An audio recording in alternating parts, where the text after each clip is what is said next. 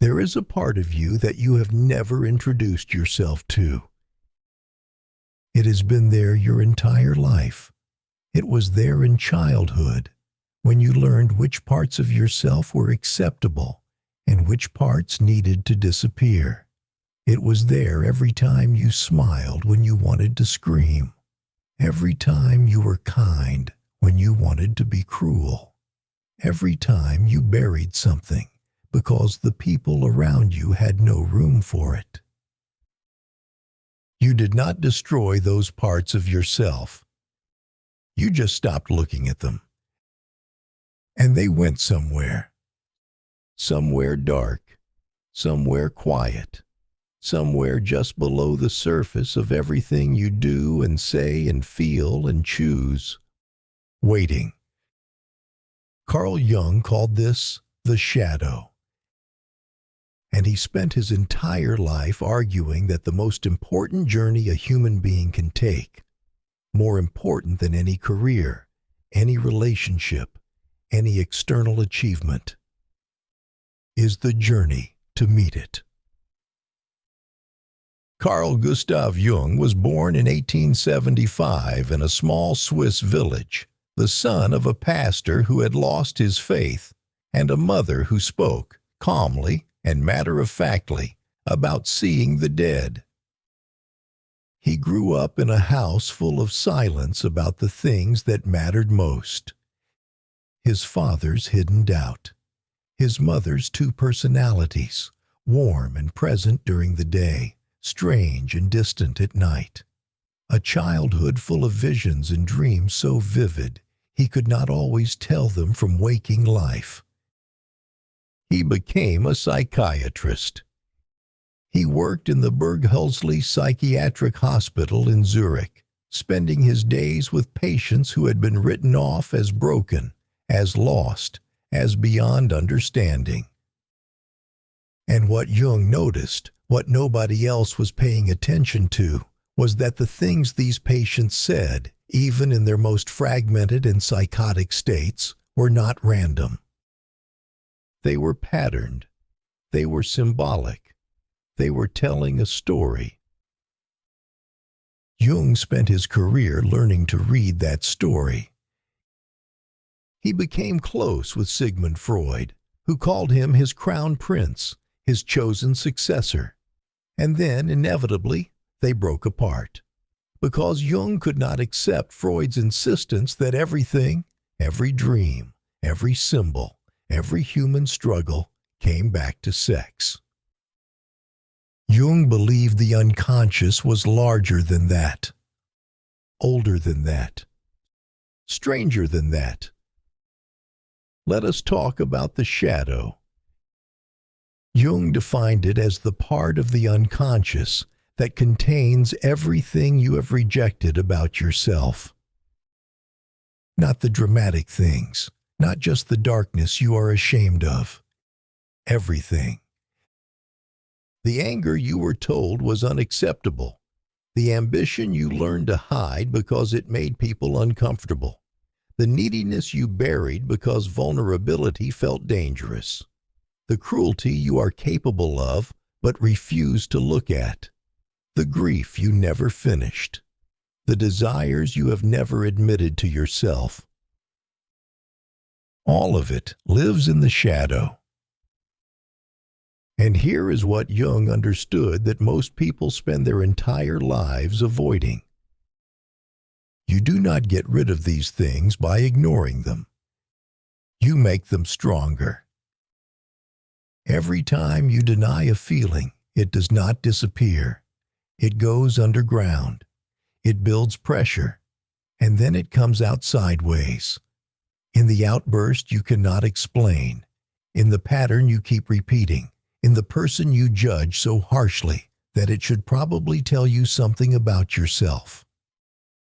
Jung wrote, "Everyone carries a shadow, and the less it is embodied in the individual's conscious life, the blacker and denser it is. The less you look at it, the more it runs you." Think about the last person who made you genuinely furious. not mildly annoyed, furious, the kind of anger that felt bigger than the situation deserved. Jung would ask you, what is it about them that got under your skin so completely? Because what enrages us most in other people is almost always something we cannot accept in ourselves. The person who cannot stand arrogance, look closely. The person who is disgusted by weakness, look closer still. The person who rages at dishonesty, at selfishness, at cowardice. These are not random reactions. These are the shadow pointing at itself in the mirror. Jung called this projection. When we cannot face something in ourselves, we see it everywhere in the world around us instead. We fight it out there, furiously, repeatedly, exhaustingly, because looking at it in here feels unbearable. This is why the same arguments keep happening in your life. This is why the same kinds of people keep appearing. This is why the same patterns repeat in relationship after relationship, job after job, year after year, until you stop projecting and start looking. So what does looking actually mean? Jung called the process shadow work, and he was honest about how difficult it is. It is not a weekend exercise. It is not a journaling prompt. It is not 5 steps to a better you. It is the slow, uncomfortable, lifelong practice of sitting with the parts of yourself you have been running from and choosing to understand them instead of suppress them. Jung wrote, "One does not become enlightened by imagining figures of light, but by making the darkness conscious.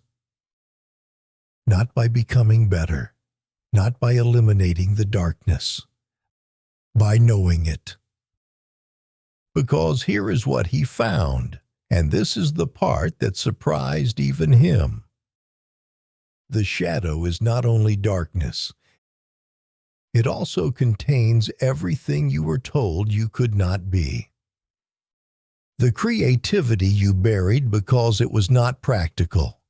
The passion you suppressed because it frightened the people around you. The wildness, the directness, the hunger you learned to perform as something quieter and more acceptable. Jung called this the gold in the shadow.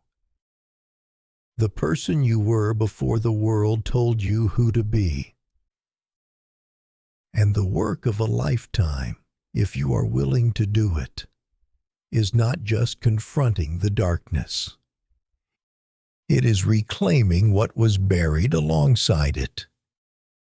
Jung himself went through a period he called his confrontation with the unconscious. After his break with Freud in 1913, he descended deliberately, systematically, into his own psyche. He had visions. He heard voices. He filled journals with images so disturbing he was not sure he was sane. He called this work the Red Book, a massive illuminated manuscript he worked on for 16 years and refused to publish in his lifetime. It was finally published in 2009, almost 50 years after his death. It reads like the document of a man who walked into his own darkness, fully, voluntarily, with his eyes open, and came back changed. Not healed, not fixed, whole. That is the word Jung kept returning to. Not perfect, not good, whole.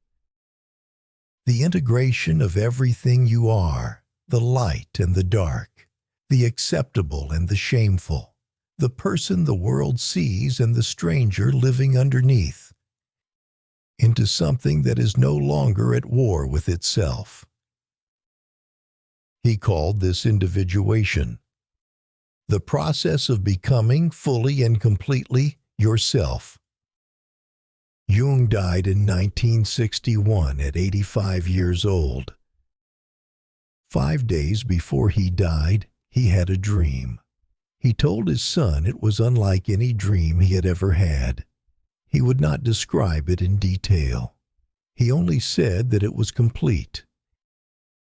He left behind a body of work so vast and so strange that psychology has never fully known what to do with it. Too scientific for mystics, too mystical for scientists, too honest for people who prefer their inner lives undisturbed. But here is what I keep coming back to. Jung never promised you that meeting your shadow would make you happier. He never promised it would make your life easier. He promised something stranger and more true. He promised that it would make you real, that the exhausting performance of being only the acceptable version of yourself would finally end. So the question he leaves you with is not comfortable. It never is on this channel. What are you carrying in your shadow right now? What feeling have you buried so long you have forgotten it is yours? What part of yourself have you been projecting onto everyone else, fighting it out there, because looking at it in here feels like too much? And what gold, what buried, forgotten, suppressed version of yourself is waiting for you on the other side of that darkness? This is Philokimi. We will see you in the next one.